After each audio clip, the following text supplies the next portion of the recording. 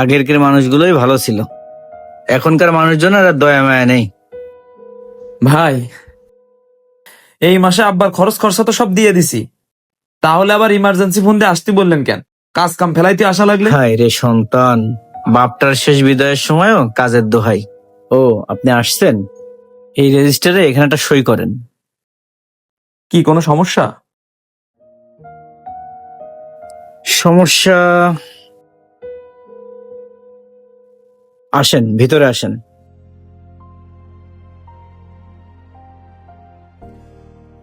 এই যে আপনার বাবা আজ সকালে আল্লাহ, ইন্তেকাল আমার বাবার করেছেন। কি হয়েছে? আব্বা, আব্বা, ওঠো আব্বা, কখন এলে এরকম? ফজরের আজানের একটু আগে।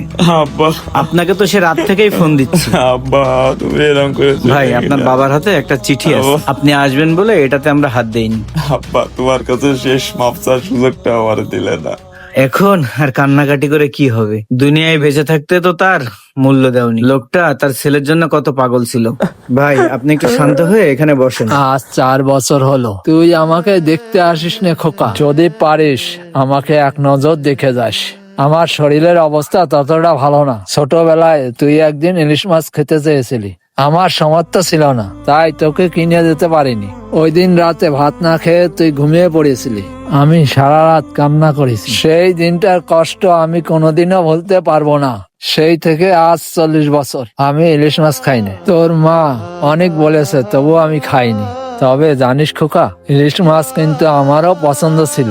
গত 6 দিন ধরে আমার জবান বন্ধ হয়ে গেছে। আজ 5-6 দিন ধরে শুধু পানি খেয়েই আছে। অন্য কিছু খেলেই বমি হচ্ছে।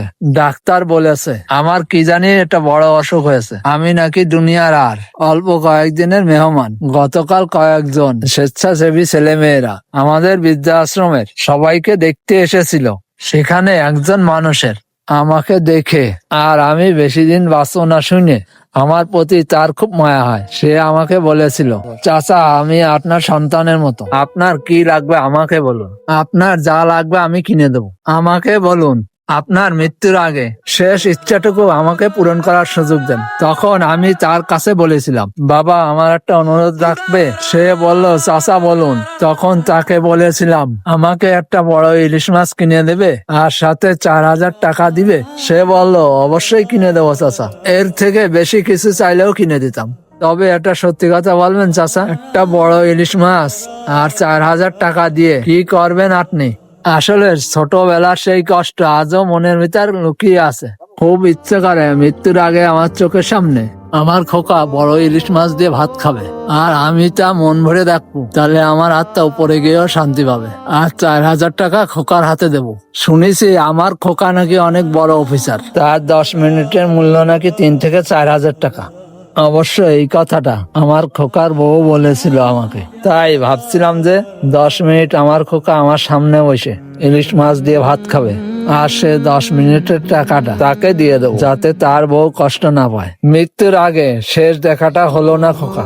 ও আর ভালো কথা, ফ্রিজে মাছ রাখা আছে, যাওয়ার সময় নিয়ে যাস খোকা।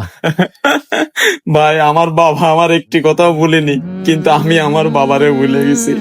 আব্বা, তুমি আমার ভাই শোনেন, যা হওয়ার তা তো হয়েই গেছে। এখন কান্নাকাটি করলেও তো আর আপনার বাবা ফেরত আসবে না। নিচে আমাদের অ্যাম্বুলেন্স রেডি করা আছে, আপনি আপনার বাবাকে দ্রুত বাসায় নিয়ে দাফন কাফনের ব্যবস্থা করেন, তাতে ওনার জন্য ভালো হবে।